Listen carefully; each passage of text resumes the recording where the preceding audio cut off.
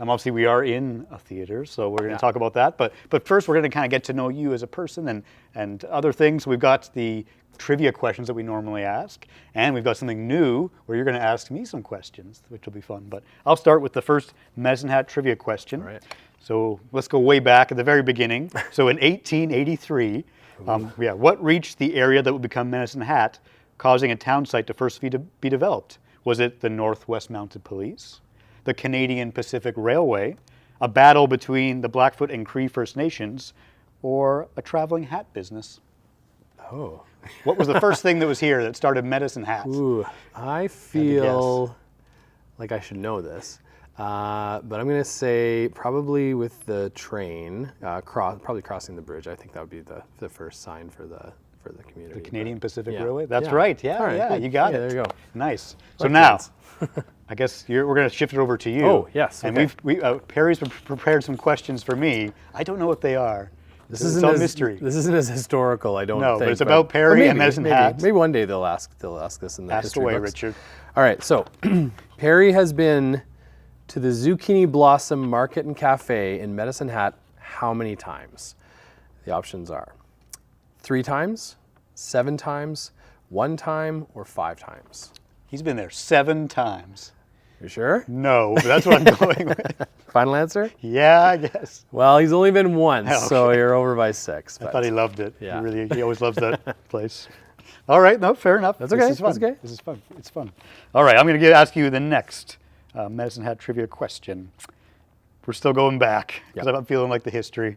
So rich in natural resources, including natural gas, coal, clay, and farmland, the town of Medicine Hat became industrialized and was known in the early days as A, the Fort Worth above the 49th, B, the Pittsburgh of the West, C, the Memphis of the North, or D, the Phoenix of the Prairies. Oh, I was really hoping you were going to say like Gas City, because I'm like, that's still on the signs.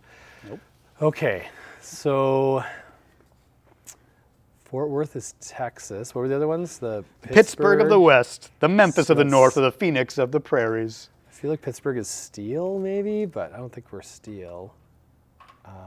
Memphis of the Prairies. Ooh, I don't know. I'm gonna go. I think. I'll say Fort Worth of the North. It wasn't that. It was the Pittsburgh of the West. Okay. With all the things that it builds and stuff. Now you know. All right, that's just the 2 for me, but one more for okay, you. for sure. Question about Perry. Perry has interviewed approximately how many artists in Medicine Hat? Approximately 12, 22, 17, or 14. I would say the higher number. I would say 17. Oh, a little bit higher though. Would have been 22. So that's okay. Great. Well, Apologies to the other 5 people that. sorry. About, so. We'll listen later. Nice. Well, that's fun. See, Awesome. it's fun to ask questions from people. Great. So our next game is called This and That. It's in a hat because we're in Medicine Hat. And so this game is very simple. You pull out a question, and there's always just 2 things. Like this says, stick or automatic. So what you prefer to drive. And then you answer, then I answer, and we get to know about each other a little bit. Let's do that one. Why not? Stick or automatic, Richard? See, so I share vehicles with my wife, and she doesn't like to drive manual. So I'm going to say automatic, but just out of the sense of normalcy, I think, in our house. But I do like driving stick on an ice. So yeah, I think more automatic, I would say. So. Okay. Yeah. So you have a vehicle that does drive standard? Yeah, no, but I mean, when I was younger, I think I had one, so that was a lot of fun. Tear around. Yeah. Nice. I feel like you're more alive. You got more to do, and there's more, engaging. Automatic, you just kind of can sit there. But for my wife, I'll say automatic. Okay. Yeah. And for me, it's standard all the way. It's all I want to drive. Yeah. This is my first vehicle. Was a 1984 Jeep Cherokee. Oh, and perfect. It was a manual. I just had to learn. And Did you have like the second little 4x4? Yeah, it had the 4 high, 4 low yeah. and stuff. And and after that's all I've ever owned actually. Nice. So and I really enjoy that control you have over it, and it just feels like you're more connected to the car, and there's all sorts of benefits. So everyone should drive a standard. Yeah, for sure. All right, your turn to pick a this or that. I'll say, some of these are pretty folded up here. Spring or fall? I would say fall, actually. Like I like spring. I like the new season and the growth. But Yeah. I also just love, like, after a hot summer, Yeah. it's just been really nice to just, like, things are a little cooling down. Thanksgiving. Yeah. We don't have it as much in Lethbridge, maybe in Medicine Hat, more of like the leaves changing and sticking around. And so I would say fall. How about you? I'd probably agree with that. I think, you know, I like putting on a good sweater in end of September or October. So probably starting to get cold and dressing up for it. But yeah, I probably that versus mud and rain of spring. So Okay, yeah. nice. All right, we'll get to maybe one more each, and then we can move Sure. on to our next game. Let's do, okay, football or hockey? See, not much of a sports guy, but if I was gonna see, I don't really watch sports, but I guess if I was gonna play one, I'd probably do hockey. Yeah, Nice, a little more skating and stuff. How about You're you? in good company because I'm not into sports either. We're in a theater here. We're Yeah, talking about well. theater. Yeah, no, I don't play sports. I don't watch sports. But I would say hockey too, just because I'm a good Canadian. Yeah. And I like hockey, I guess. So, or playing even even this winter. My partner and I, we were in Lake Louise. Yeah. And skating on the ice. We brought our skates. Yeah. And you're skating in Lake Louise in the mountains. Oh, and, it's beautiful. amazing. So Yeah. very Canadian. Absolutely. Hockey all the way. Yeah. Yeah. Great. That was the this or that game. Very fun. Very fun. So our last game, which can take as long as we like, is called Tumbling Towers. Is the name of the game, let's say. And so with this, we will play it as one normally would. You're going to pull out a tile, and then there's a corresponding number, and each number has a question on my little clipboard here. And these are open-ended questions, like what's your perfect day look like, or what's your favorite film, or whatever. Okay. Yeah, and so then we'll both answer, and it'll be great. And then just as a reminder, if you don't remember, you can't take from the top 3 rows. And then so when you pull one out, you got to put it back on. Is that official rules? That is official rules of the Tumbling Towers. And just so you know, no one has tumbled the towers yet. Okay, so you don't have a lot of questions. I want to pick something that I can't So no see pressure. the number on, so I'll go with. It doesn't matter. You don't know what the question is. Well, I know, but I feel like people at home will think I picked something. So, 38. Okay, 38. Okay.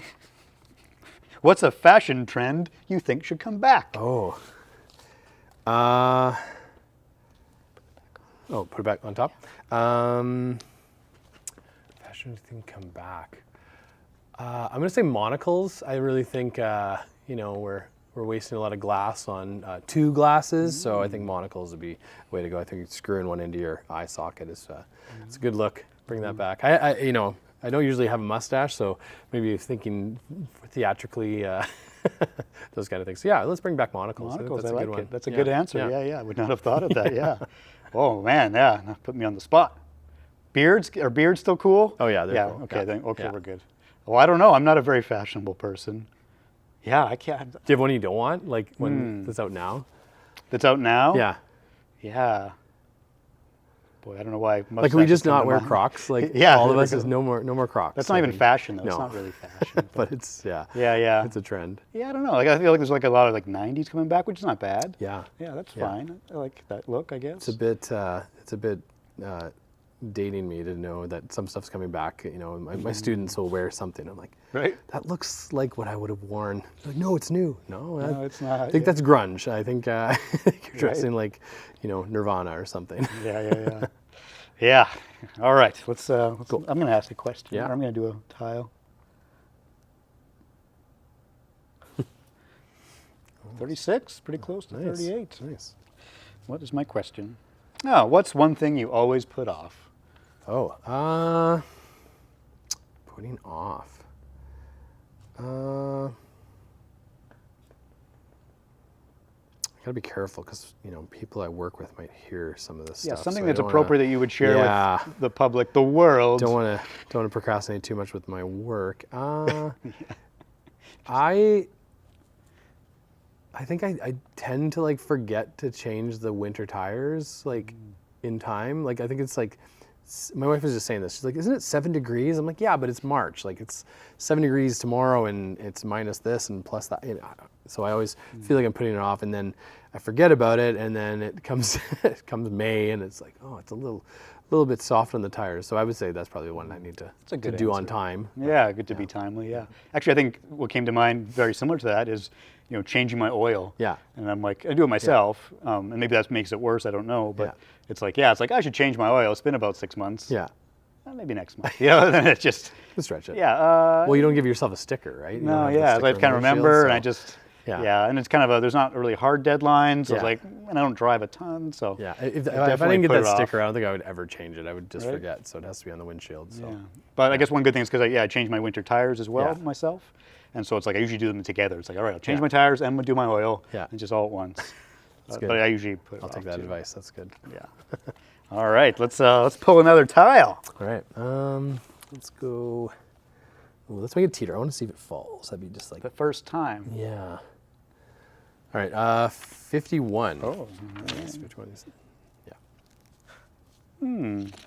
If you could have dinner with one influential or famous person, who would it be, real or fictional? Oh, living or dead? Living or dead? Dinner with. Ooh.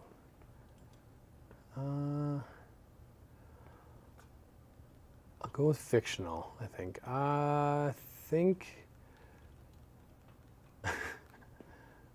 Like, that's a tough one. You can edit all this part out. I think maybe like Superman. I just think that'd be cool. Yeah, I don't know. Yeah. You can warm up your food if it gets cold, I guess. I don't Okay. know. That's all I got. I Oh, don't yeah, know. that's great. Yeah. Have dinner with Superman. Sure. Nice. Well, I'm just going to go along with the same thing. I'm going to have dinner with Batman. Perfect. Just so it's like, oh, let's talk about. Really long table and Yeah. pass the salt and yeah. Right? Why not? Yeah. That's a fun thing to do. Yeah. Great. All right. Is it my turn now? Yeah. Oh. 28. Yeah. Oh, it was teetering. A little bit. What's a TV series you binge watched? Could be recently or anytime? recently. Sure. Can we talk about it? Can I say names? Yeah, that's good. Sure. We're not We gonna- just we're not can't gonna- say you should watch it. Okay, yeah, I don't sure. know. So I watched From on Paramount Plus or whatever, Really? and it was like, it's filmed in Newfoundland, I guess, or Nova Scotia, but it's an American series, and it's it gave me a lot of like kind of like Lost kind of vibes. It's like there's a town, some people are trying to, they're driving down the road, there's a tree in the road, they end up taking another road, and then they get stuck in this town, but they can never leave. And every night these monsters come out and like kill everybody. And so I watched like the first 3 seasons, and I just thought, when I watched Lost years ago, I was like, oh, okay, we're slowly like figuring things out. We're like, I feel like we're getting information. This one, every single episode, I had more questions than ever. It felt like they were giving me like 15 impossible things. And so I guess if you like that, if you like frustration after 3 seasons with no confirmation on any of these theories, I would suggest that one. So yeah, From. Yeah. So it's done, that series? No, Oh, it's like keeps- so they're okay. renewed for season 4, and I'm like, what are they gonna do? They like when Lost came out, I feel like they painted themselves into a corner, and then they kind of gave a really simple answer, and I don't want to spoil it for people. Yeah, don't but in this one, it felt like there's just no way that this can be going on and that going on. It just seems like everything's kind of like I think they're building the plane as they're flying it. Like it's like every show just seems to be full of impossibilities. So. Yeah. Is that an experience you've had often, where like, because I've had No, some usually I get the. yeah, I know, but I mean, like, because I know there's been some shows that just they like end before they end well. It's like, okay, Yeah, they plan that out, and I had to research it because I saw that there was a couple seasons on, and I thought, well, do I want to start this? And because I wasn't sure if it was just going to end, and it said, oh, renewed for season 4. I'm like, okay, well then they must have a plan. Like they must be doing okay. So then I started watching it. But yeah, I've skipped whole series from years ago just because I heard that it closed after 1 season and everything's left unanswered, and I thought, well, you'll never get the answer out of it. So you do lots of research when you're. I need closure. I need some Yeah, closure on this. I get So it. I hope season 4 like nails it down and starts closing some of those open doors. Fair enough. Yeah. Well, funny enough, you mentioned Lost. I'm actually watching it for the Oh, first perfect. time. Yeah, okay, well, we'll spoil it. Yeah. We're in season 3 Get right ready, now. though. Yeah. Get ready. But I have to say that I'm like, sorry, Lost, but I'm kind of losing interest. And I'm like, really? 3 more seasons? Really? Yeah. So Yeah. I find for myself, at least, I don't know about you, but I tend to watch more films and TV shows like in the winter because it's like dark and I want to go absolutely. out. So Yeah. I'm kind of like, we may just not touch it for a while. Yeah. When summer comes, I'm going to be out Yeah. outside more. So Yeah, thank you for absolutely. not spoiling Lost for Yeah. me. That's like, I'm watching it, but I wouldn't say I'm binge But watching it. when that came out, it was like water cooler talk. Like people Right? were like, "Oh, Yeah. what's going on?" And it was, Yeah. you know, I do miss the whole weekly, you know, shows, weekly episodes, because there's something to that where you again have a week to kind of think about it. But when you're going through so many and plus we had only signed up for Paramount for like a month, and I was like, "Oh, we gotta like really get through this." So yeah. Yeah, I guess that has been a difference in how they even have made shows, or mostly TV shows. Yeah. And if you're on a different episode, I'm a different episode. Right. We can't talk because like I remember when Friends ended, like it's like, oh my God, it's because you're that's a shared experience. Exactly. Yeah. Yeah, you're right. That's definitely we should have more of that. Absolutely. Yeah. So I'll let you know where I'm on Lost, Sure, and you can just you pick bet. up on You there. bet. Yeah. I'll send you a message. Yeah. All right. Let's see if we have time for another one. I guess it's your turn, right? Okay. Yeah. Great. Yeah. Let's go. I'm gonna go daring. One more question. Oh, this one's so loose. Not gonna do anything. 24. What have you tried that scared you? Ooh. I don't know. Pretty calm person, I think. Something that I tried that scared Or something me. new, kind of, it was out of your comfort zone, maybe?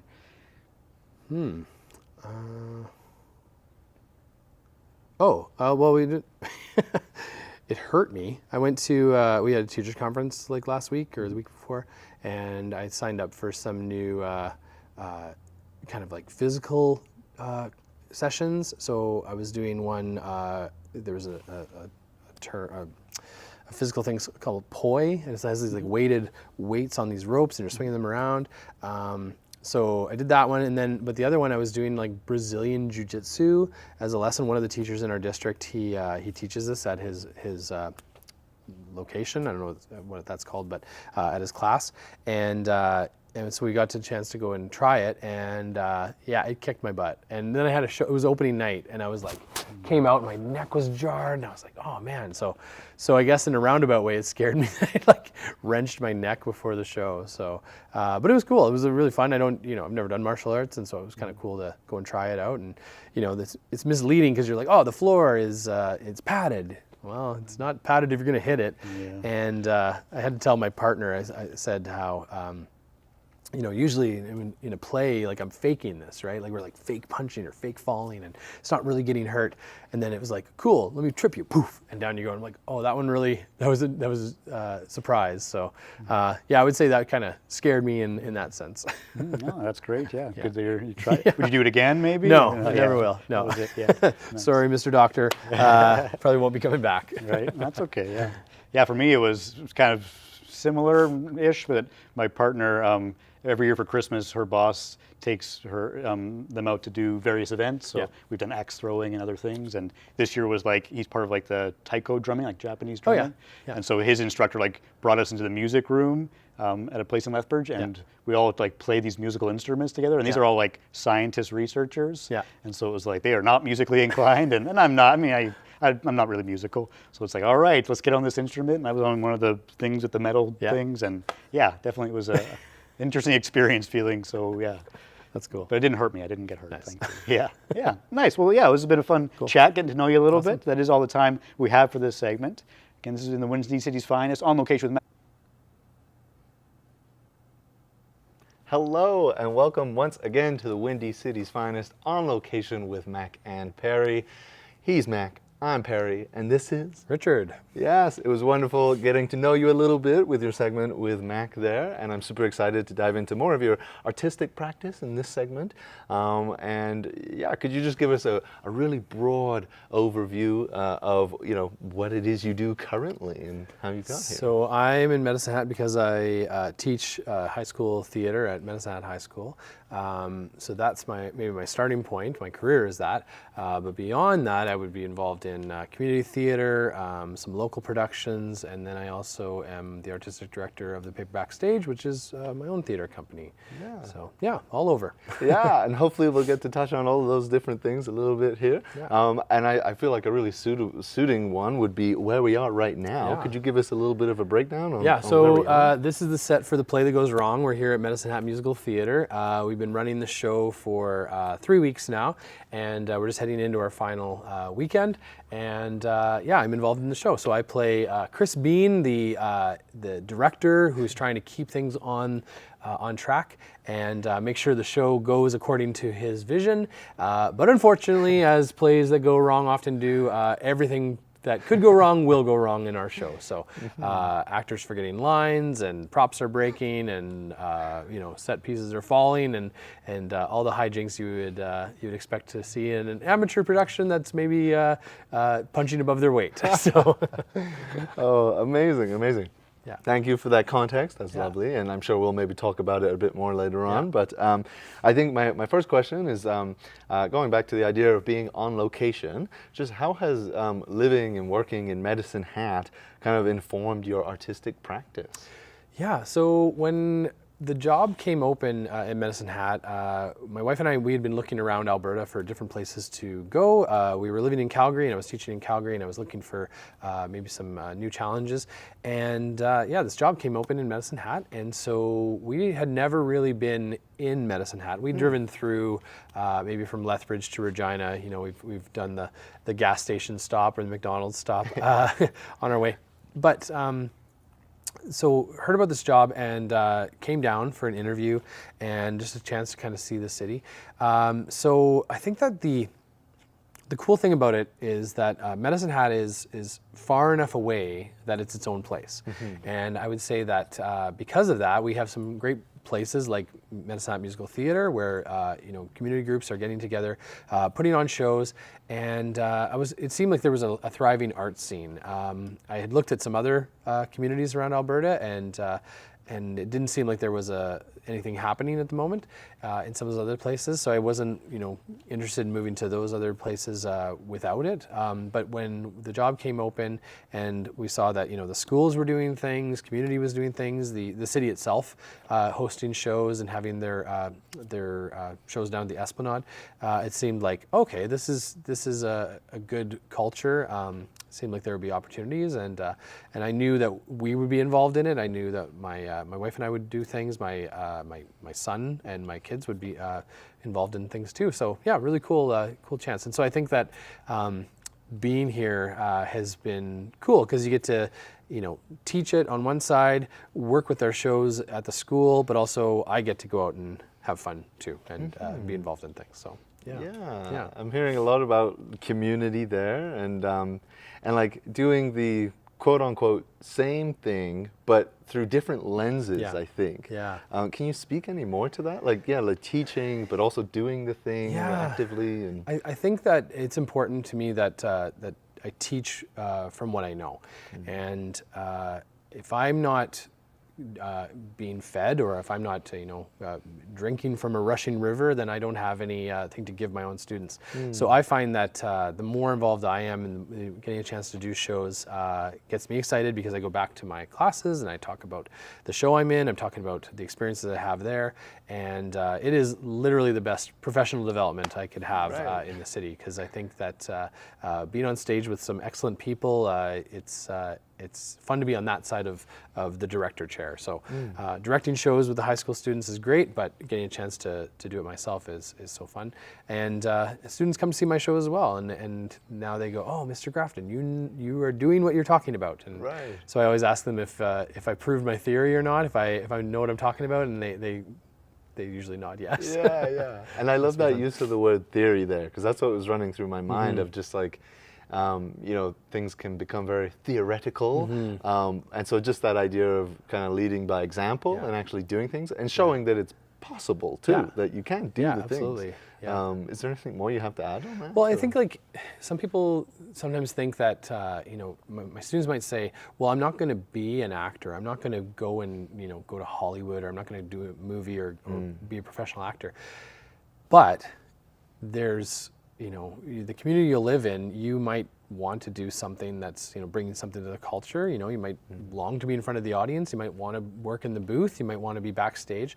And for those of us, we talk about this all the time in this show, the cast and I, we talk about how this is like our bowling night. This is the thing that we do for fun. And, going to rehearsal or going to do a show is, it's just so fun, and we love it. We're so thankful that audiences get a chance to come and see it here. But we would probably, do it if nobody showed up even too. Right. So it's just a lot of fun. Yeah. And I like that idea of, I feel like, maybe especially with youth nowadays and social media and it can kind of make it an ultimatum of what is possible, of like, well, you have to go to this place and do these sort of things in order to be this. Yeah. But it sounds like there's more of that exploration of the middle ground. Yeah. Any other thoughts on that? Yeah, I think that not everybody in my class is going to go on to work in the arts fully, but they can be in the audience. They can be involved in shows, whatever career they go into. If they're working in hospitality, this is hospitality. We're hosting people. If you're in business, this is the chance to kind of see how a company runs, and it's a micro business of its own, and it has its own sales and budgets and all the all the math of a production, and that's a place I think that. I think theater has a place for everybody to be involved, and so I think that I like to show that to my kids too, and say how, we need you. Everybody. It's not just the actors. That's the tip of the iceberg. There's a lot of roles and good camaraderie. I think that it's fun. These are the people that I hang out with and probably know best here in the city.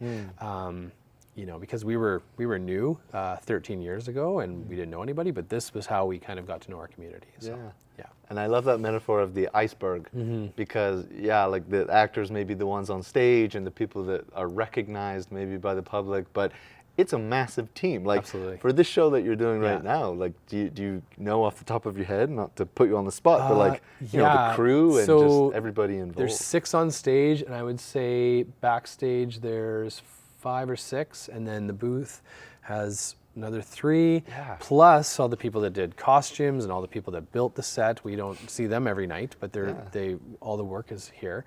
And so I think this particular group here, the society, has so many volunteers, and people are willing to come and locate props or build a grandfather clock, and it's really neat to kind of see that all come together. Yeah. And then I also love that you mentioned the business side of things, because I think for myself at least, I feel like the arts, we need business people. And we have a spot for you if you're willing to be open to what we're doing. I think the return on investment though, like that, I'm not a business person, but I've thought about this a while ago. Like, all of us, we drove here. So there's, the gas money that it takes us to come to rehearsal. There's all the money that goes into purchasing, cloth or fabric for costumes, wood, all these things. Like, it all costs money. So like the amount of the return, of all these purchases, like that is a huge amount of money going into the community. We're buying, local paint, or we're buying wood from down the street at the hardware store, and then all the people here, they came to the show. They all drove. They probably went out for supper before they got here, and so all these restaurants had people probably going out on dates before they arrived. And I just think if there was some way to like measure all that, it would be like a huge, like, a huge, not resource, but just a huge amount of money influx into the community, just because somebody said we want to put on a show this week, and there's just so much to it. I just think it's just like the ripple effect is huge. The ripple effect. No, absolutely. And I think that's what I was hearing in one of your first answers about that there was stuff happening in the city, and that's kind of was one of your decisions to move here in the first place. So I think that's a really nice way to kind of round out that topic. Kind of moving away from that, I'd be curious, like, have you had the opportunity to work outside of Medicine Hat, and be it in Calgary or in this province, or even further beyond? What can you say about that? I've always been in Alberta for most of my life. I was born in Stratford, Ontario, so maybe theater's in my blood in some way. Yeah. Me and Justin Bieber. But I've always grown up around the theater. But professionally, no, I've done everything in Alberta itself. But but across the province, I think that this summer, my son and I were involved in the Edmonton Fringe. We had a show that we did together. We were doing The Sword and the Stone, and I got to play Merlin, and he was young King Arthur. And just being up at the Edmonton Fringe was such an experience. Like, it was one of my bucket list things to do, and especially do it with my family. My wife and my other son were our backstage crew and helped us out with the whole thing. So it was a real family production. And yeah, I think it's just neat to like have the chance to like go around the province, and it's taken me lots of places.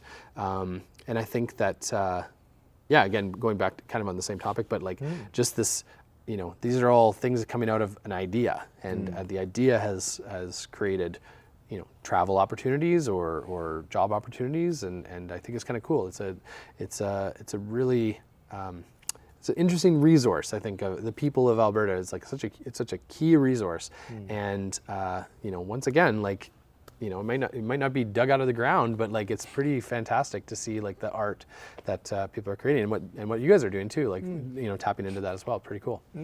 Yeah.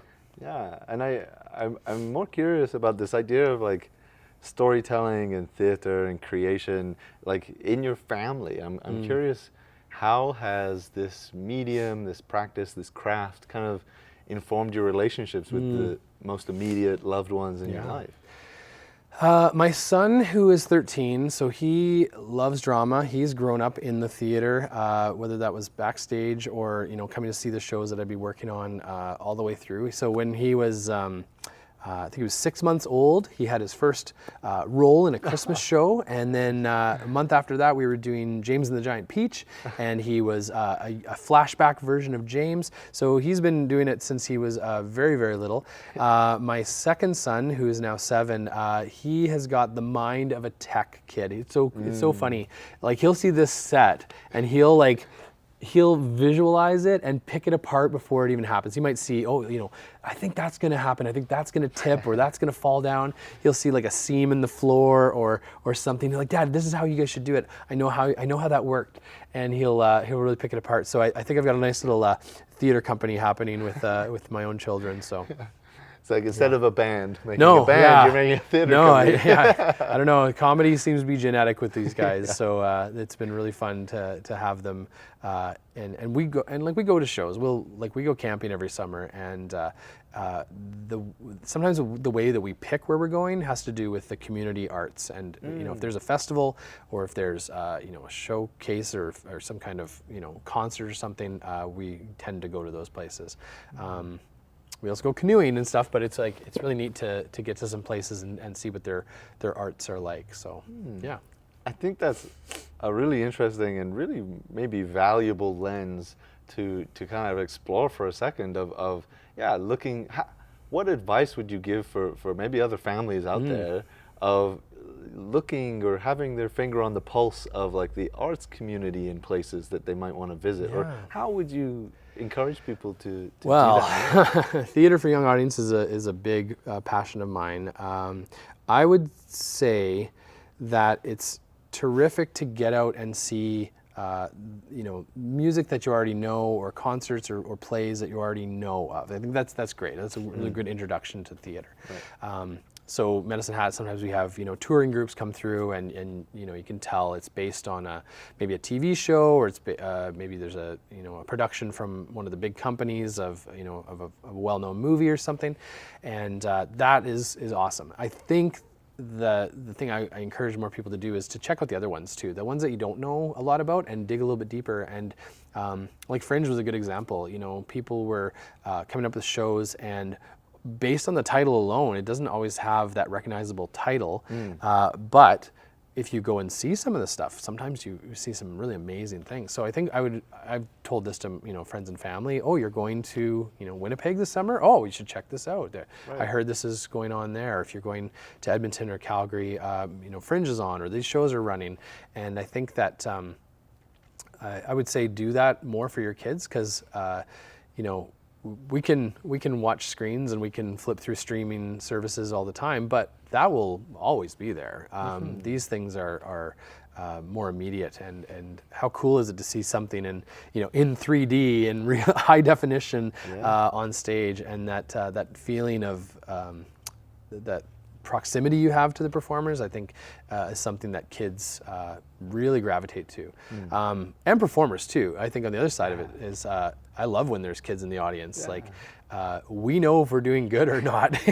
If the kids are like with us and they're engaged, you know, the show is going well. If they're, you know, asking mom if they can have a snack or they can go out to the bathroom, I'm like, we're not really holding them. So so it's good to have that feedback as well. So. Yeah. The true testament of if you have the audience is kids. Yeah. If you can hold their attention, you're doing your job. Adults are great. Like they're but they'll just say nice things no matter what. No one's really like, you know, complaining about something, but a kid will know if it's good or not. So it's a good litmus test for us. Yeah. Amazing. Cool. I think if we go back in time a little bit, I'm curious, can you like pinpoint the moment that you felt inspired to pursue this career path, or is it a kind of gradual progression? I don't know. It's like I said, I grew up around the theater. You know, going to visit my grandparents in Stratford, seeing some of the big shows was always fantastic. There is one that I tend to think back to a lot. When I was in grade 4, we went to see a production of The Lion, the Witch, and the Wardrobe at the Citadel Theatre in Edmonton, and my class had been reading the book, and so we got a chance to go. And I remember thinking there were these acoustic panels around the top of the lights, and I didn't know what they were for, but in the book there's a scene that there's this giant, and I remember thinking that these were like holographic projectors, and they were going to somehow project a giant that we're going to see like his feet or something. I mean, that must be what those are, because they kind of looked, you know, futuristic and angly and you know, kind of chiseled. And I was like, oh, I bet that's what that is.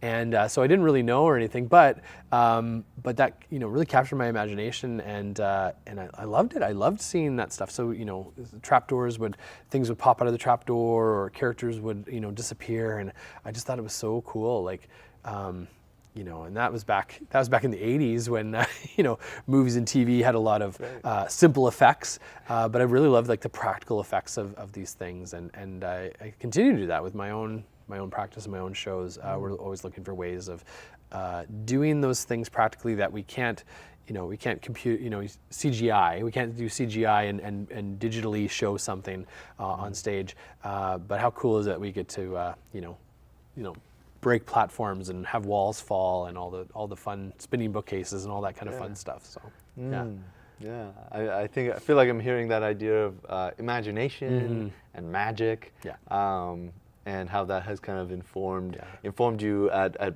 whatever age, and that has stuck with you all this time. Yeah, absolutely. What is your relationship with that? How has that developed, I guess, would be my question.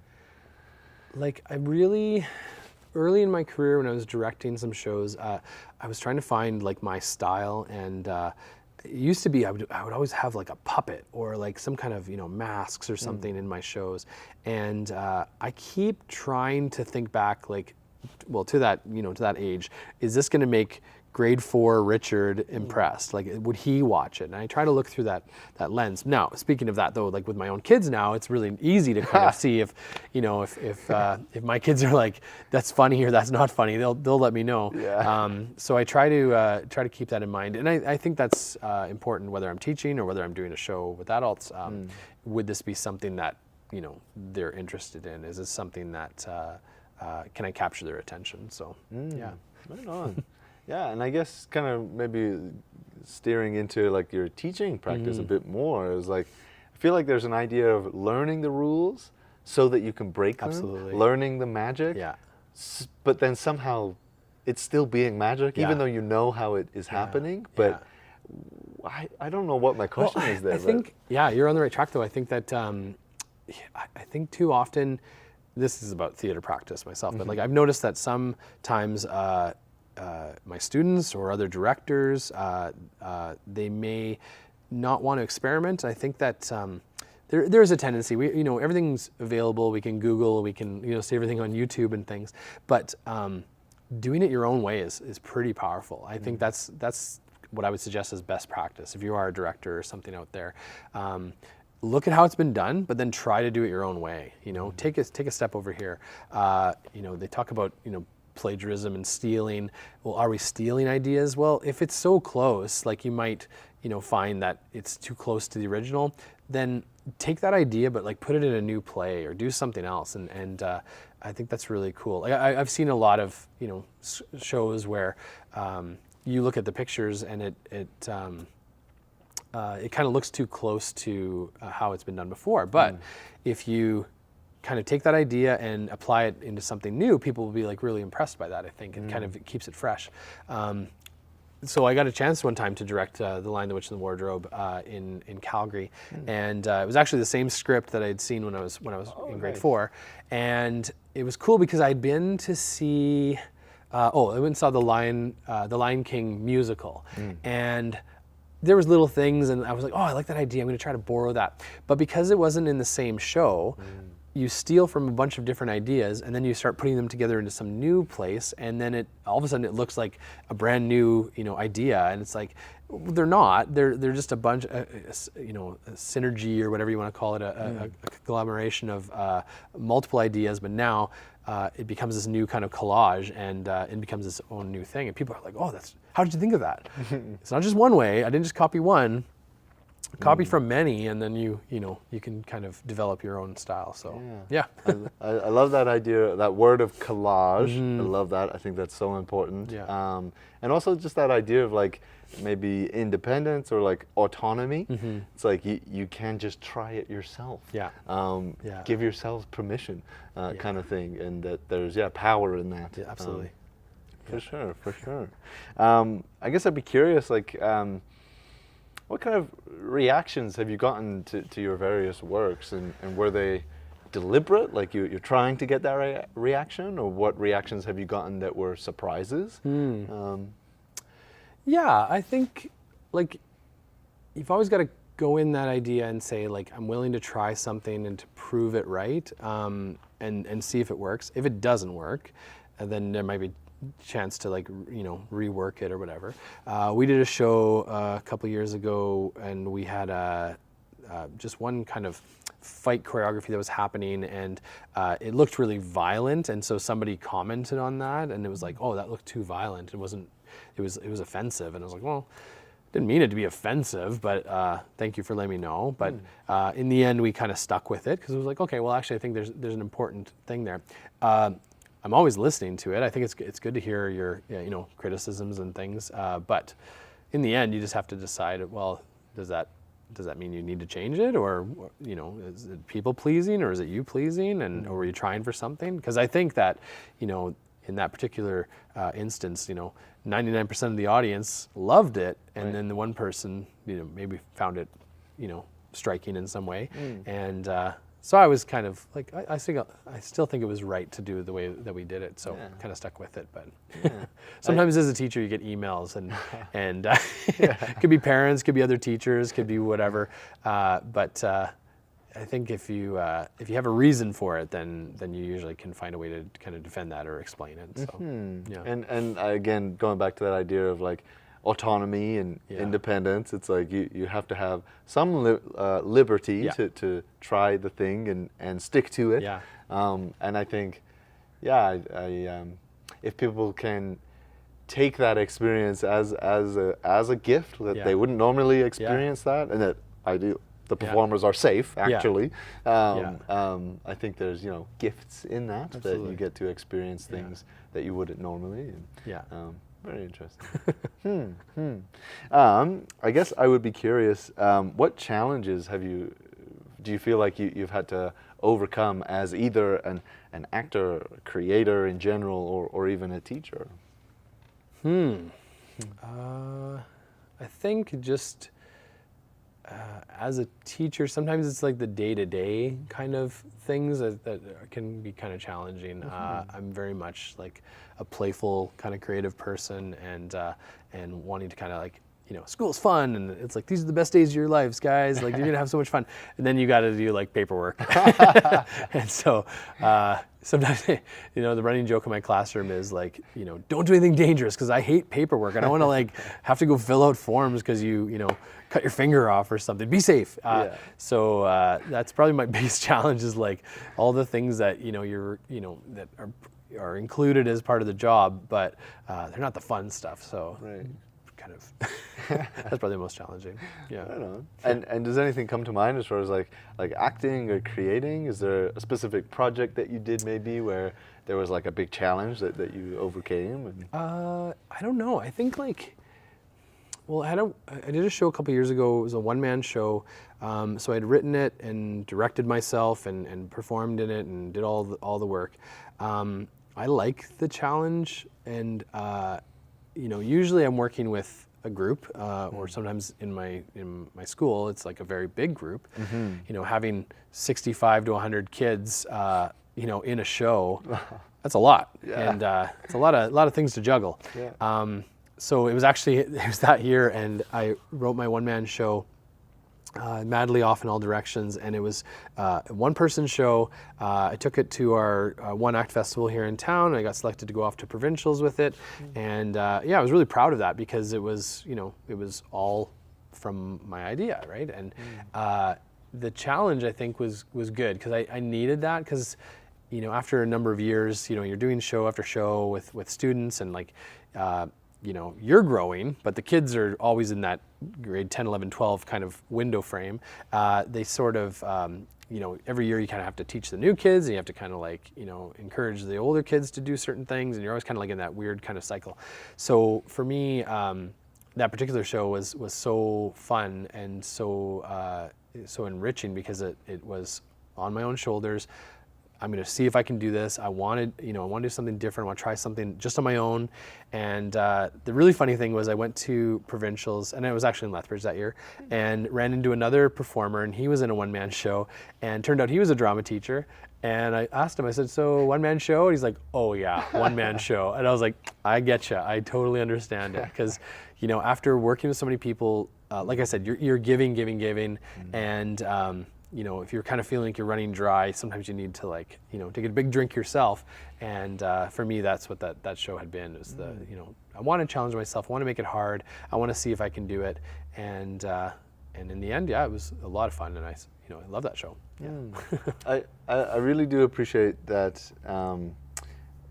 Just the terminology, even of like giving, but also recognizing that you need to get at some point. And I'm wondering what more you could share to that idea of, because I think you mentioned it earlier, like this is essentially a service industry. And so it's always in service of the story, or in service of your scene partner, or in service of the audience.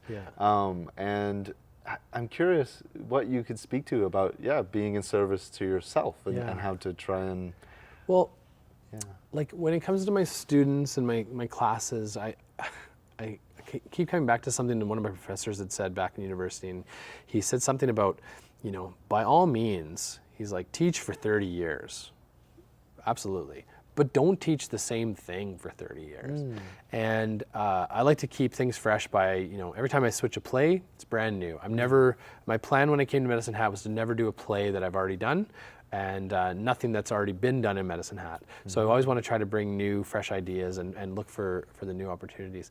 But and that goes back to the idea of, I need to be filling myself and know what I'm talking about. And if you just keep doing it the same way over and over and over again, I think that you'll definitely run dry, or you'll start to hate it. And so far, I don't hate it. I love this. I love, this is my extra time, right? To go and do a show, and I think that's it's really fulfilling that way.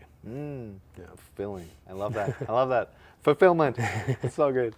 I think maybe my last question for you here, just because of time, I think would be, how has your artistic practice, be that like individually or as a teacher or creator in general, how has that changed you, do you feel? Yeah, I don't know. Is there an easy answer to that? I don't know.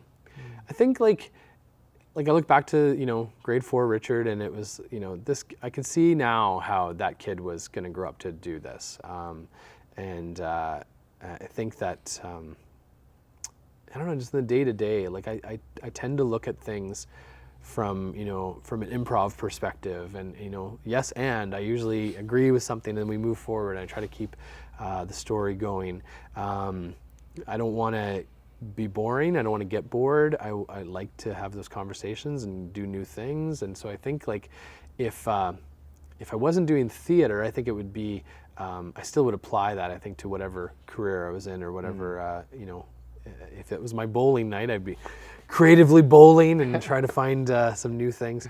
Yeah, no, I think that's kind of what's informed me, is that I approach things through that perspective of of a theater person. I see everything as like story, and I think that I'm really interested in what people are doing, and I try to hear their stories and ask conversational questions, and I love that. I think that like it makes me a better listener, it makes me a better husband, a better parent. So yeah, I think all those things, like it's good to apply what I say I'm doing, practice what I preach. Yeah. In the class, I think that it definitely leads back to how I live my life. Yeah. How you live your life. Yeah. Absolutely. Yeah. And I think that there's potentially great value and wisdom in that for people that aren't necessarily a part of the theater community. It's that there's skills, I think, that are practiced in this craft that are so applicable to literally every other sector and industry. And I love that. So that's what I got from your answer there. Cool. So I think that's all the time we have for this segment. So thank you so much for your time and conversation. And we got one more segment coming up, but this has been the Windy City's Finest, on location with Mac and Perry. He's Mac, I'm Perry. This has been Richard. And we will be right back. Welcome to the Windy City's Finest, on location with Mac and Perry. I'm Mac, he's Perry, and this is Richard. Yeah, so I really enjoyed your segment with Perry, learning about your artistic practice and your journey, and that was great. But we're in this theater space, and you see this behind us, and I think it would be a waste not to talk about this space and talk about the show, and we're going to get a little tour in a bit here and learn more about this space. So if someone perhaps didn't tune in to the first segment for some reason, where are we? So we're at Medicine Hat Musical Theater. This is known as the Playhouse. So we're in Medicine Hat, but it's a little bit on the outskirts of town a little bit, but it's one of the best places to see shows here in town. Local theater. Yeah, and it's primarily community theater, yeah, right? Always community theater. They do all their own shows. They will usually put on about 4 productions a year. Musicals, yes, but this one in particular is not a musical. It's a comedy play. So no singing or dancing, but other kinds of choreography, definitely. Yeah, absolutely, yeah. It seems that's kind of unique to community theater, right? Like a lot of theater runs out of other spaces, so is that a unique thing for Medicine Hat to have? Yeah, they're the only ones that have their own separate space. The high schools do, but it's nice that there's a community group, society together that put this wonderful building together. So yeah. And how roughly, if you can remember, how many productions have you done here? So I've done 5 throughout the years, but I've been here 13 years, so it's kind of spread out over those 13 different years. But mostly on stage. Luckily, one time I got a chance to do lights, so it was really cool to use the amazing facilities that we have here. So nice. Is there anything you enjoy maybe about this space in particular? I like the proximity to the audience. I always love when the audience is a little bit higher than the stage. You get a chance to paint the floor, or in this case, lay down some wood paneling for the floor, and it becomes part of the picture. So I think that's really cool. I just love getting out there, breaking the fourth wall. We do that a lot in this show. We talk to the audience at different times, and so it's nice to kind of have that proximity. If it was a big house, maybe we can't really talk to the back, but everyone seems to be within 30 feet of the stage, so it's quite nice. Nice, yeah. And I guess that's a good segue to the show you're doing now, The Play That Goes Wrong. Yeah, tell me a little about it. So The Play That Goes Wrong is a story of the Cornley Drama Society, a group from England, and they're trying to put on a show called The Murder at Havisham Manor. Unfortunately, their past productions often run into some trouble. Sometimes they've had, not enough cast members, so they've done Jersey Boy, The Lion and the Wardrobe, or their summer musical Cat. So it's quite nice to finally have a chance to put on a show with a bigger scale, bigger budget, and they're very excited to be here at the Playhouse putting on the show for Medicine Hat. So the play that goes wrong, of course, is the fact that this amateur group are trying to put on the show, and everything that could possibly fall apart and go wrong goes wrong. So we've got a lot of cool secrets and stuff here on the set, and I'll give you a chance to take a look at them. Yeah, well, that sounds great. Yeah, why not? That's a good segue. Let's go take a look around the set and learn a little bit more about it. Yeah, yeah. for sure. So yeah, lead the way. So Havisham Manor is your classic English manor. It's got different areas. We have kind of the living room area down here at the front, large windows for peering out into the trees of the evening, and then of course we have this side where there's sort of a library, and then upstairs is the study of one of the characters. So we have lots of things that go wrong in the show. This whole platform at some point, spoilers, is known to fall apart, but I think we fixed it. Maybe the show won't happen. But it tends to break, and then characters have to slip and slide off it and jump off various heights, struggling to keep things together.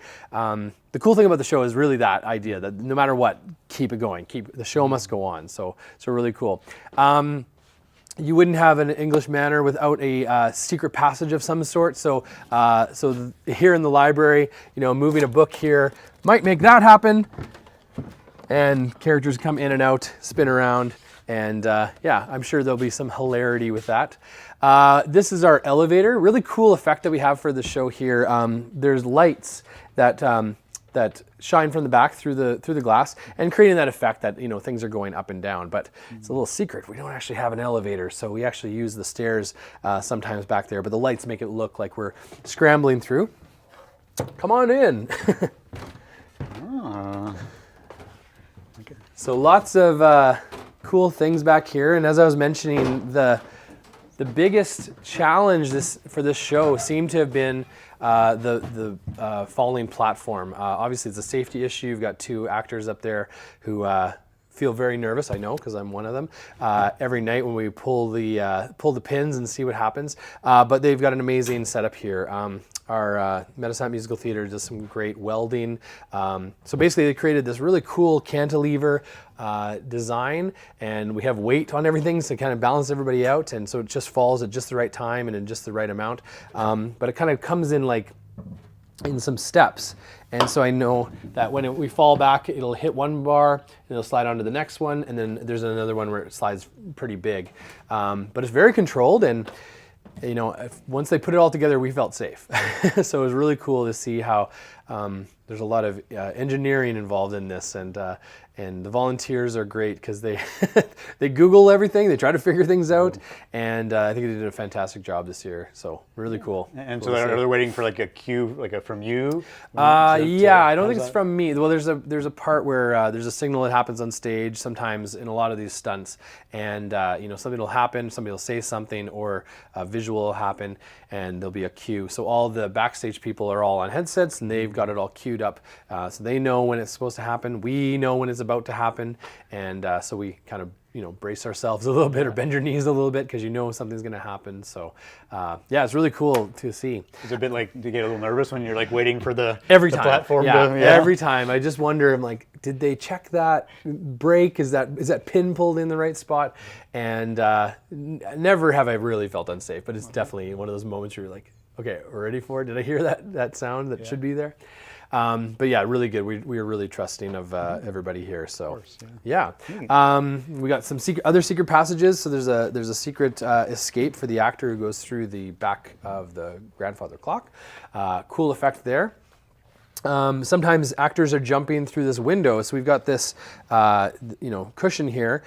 People are falling through or being pushed through, or in different stunts, and they have to land on something soft. So it's meant to kind of blend in with the background. The audience, again, as I mentioned, is a little bit higher, so they might see it, but because we try to make it brown, I think it kind of hides it nicely. And Really- do you fall through? I don't fall through. That's the one stunt I don't have to do. So that's been nice. I don't know if you can get a shot of it, but up here we have some really cool controls for the magnets. There's different things that are held up by magnets. Paintings and other kind of items that the actors are struggling to put back up. But we needed a way to kind of connect it and control it from the booth. So everything is run from here, but it goes up to the booth, and the stage manager has control over which circuits are firing. So yeah, really cool. Yeah. There's also some breakaway things. So I know the door gets pulled off at one point, so we had to find a way to kind of correct that. So it has to be sturdy all the other times, but then of course you've got to have a way to kind of unpin it. And so I think what happens is they pin these off, and then the door breaks away in someone's hands, and it's really kind of neat. This one's one of my big stunts. So there's a shield on the other side, which of course you've got to get hit in the face with a shield. I'm sure as people are walking in, they're waiting for it to happen, like somebody's going to get hit. And it's a fair amount into the play, so enough people gone in, and I hope the audience kind of forgets that that's going to happen, or might happen, and then all of a sudden, smack down you go. So got to fall down on the floor, do the big stunt, and you do it. We're doing 9 shows, so you got to learn to do it right. Plus all the 3 months of rehearsals, and so I've been falling down a lot. But it's with practice, it's safe after lots of practice. So yeah. And what's the shield made out of? Is like a paper Oh, it's mache solid or- wood. Yeah, Is it wood? Yeah. They could have made it out of foam, but they said no. I think you can handle it. I'm like, Yeah. okay, I guess I just won't get hit by the shield. So But does it actually hit you in the no, or kind of I just- mean, it's trade secret. Yeah. Okay. yeah. We have this part here. There's a section where the fireplace, the mantle keeps falling off the front of the fireplace. And so in an effort to keep the show going, the stage manager, she has to run out and she has to become the mantle. So things are popping off, and she has to stick her hands out to hold up some candles and some other odds and ends. And then there's other, little secrets back there. So there's maybe some sound effects, like things are thumping in. When somebody falls, they might add a sound effect to kind of emphasize it. We've got some big slap boards to kind of create extra, slapstick effect. And everything's kind of, all hinged and ready to go as you go through. So you have to break it every night and put it back together every night. So it's a really cool process. A lot of engineering went into it. So Yeah. Even one of the set walls moves, right? It's like a lot of them do. they do. Yeah. And what's that like for you, maybe as an actor? Like Well, a once set you that's know, so dynamic, right? yeah, once you know what's happening, you can stay in your spot and you're safe in that spot. So if you're just in the wrong spot, then I guess it's on you that you might have been hit by it. So yeah. And I guess it's a very physical show. It's a comedy. Yeah. I mean, that obviously helps a lot to have all this dynamic nature of the set. Yeah, And, and it's a whole other character. So I think it's really cool. The set is like the 7th character on stage. So Yeah, and I think you said it when you were talking with Perry, but how many people would be backstage? yeah, so there's probably just as many people backstage in the show. So we have 6 on stage, and I think there's about 6 or 7 backstage, and then there's people up in the booth as well. So we are well supported, and the only rule I know we've kind of joked about it, that if you actually see blood, that was not practiced. But everything else that could go wrong, we've had little things go wrong. We just say, yeah, part of the show. It's all, we meant to do that. Yeah. The audience wouldn't know. They wouldn't know. They actually ask us afterwards, like, what was real? What really went wrong? I'm like, oh no, that's how we wanted it to be. So yeah, I guess that makes sense. it's quite liberating to perform that way. Yeah. And I assume you've done other shows where there's maybe more minimalist sets or very few things. Yeah, another time we've been here on stage, 12 Angry Men, we had a rotating stage, and so the long courtroom table, or the jury room table that we were at, would slowly rotate through the whole show. And again, another engineering feat that the crew had to put together. They had all these motors and pulleys and wheels, and we'd be standing there and you could feel it slowly moving, and the audience wouldn't even notice sometimes. They would be like 15 minutes before they realized that the tables moved a couple degrees away, and so the idea was that it would do a full rotation by the time the 90 minutes had run out. So yeah, really cool. Yeah, and these are all volunteers. Like, do they have some experience engineering these things? We're really lucky. Like, we do have a professional theater space here in town with the SPAMalot, and I know that they've got some people involved that come and help and are involved as members of the musical theater. So they lend their expertise, but also we're training people. So it's kind of, there's welders who will help, there's carpenters who will help, and all the people that want to volunteer will kind of be apprenticed to those people. And it's quite a cool place to be. Yes, that's great. I think we still have a little bit of time. One thing I noticed, speaking of that and the welding and all those things, when I came in here, they have a really impressive shop too, right? Yeah. Let's quick go see the shop for a minute. Let's come on through here.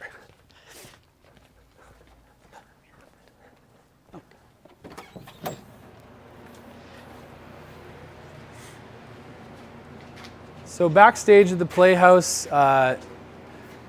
it is, sometimes it's our changing room, sometimes it's our workspace, depending on how things are going. So while we're getting this show on and we're running that, they're already building for the next show. So I know we're doing 9 to 5, so I guess they need some bathrooms, and that'll be coming up in the next musical that they're doing. So this place is always humming. I think they take the summers off. I think that's the only time that it kind of quiets down. And then they get some other projects maybe about the building. But it's really cool because, like, whenever you're back here as a new cast member, it's really cool to see old signs and old props. We have a tradition here that we will keep 1 or 2 props from the show and hang it up. So there'll be, leather jackets, or maybe the shield or whatever from different plays, and it's there as kind of a memorabilia of that. Usually the cast will sign, and so you get your fingerprints all over here, and who knows, one day be famous people here. Right, yeah. And you probably, maybe because you did past productions, you might see from past productions your piece that you had, or it's really neat to kind of, it's really cool. I bring my students here sometimes, and they'll see some stuff, and they'll think, oh, what's that one from? And they have to kind of explain the Easter egg that is, but it is really cool. It's nice to be part of a legacy rather than just, we'll just throw it out. For sure, have those memories. Yeah, absolutely. Yeah, well, this has been really, really fun. Awesome. It's been good to see the space and get a little tour. So that is all the time we have for this segment. So thanks so much for the tour, Richard. Awesome. This has been the Windy City's Finest on location with Mac and Perry. I'm Mac, he's Perry, and one last time, this is... I'm Richard Grafton. Thanks so much for watching.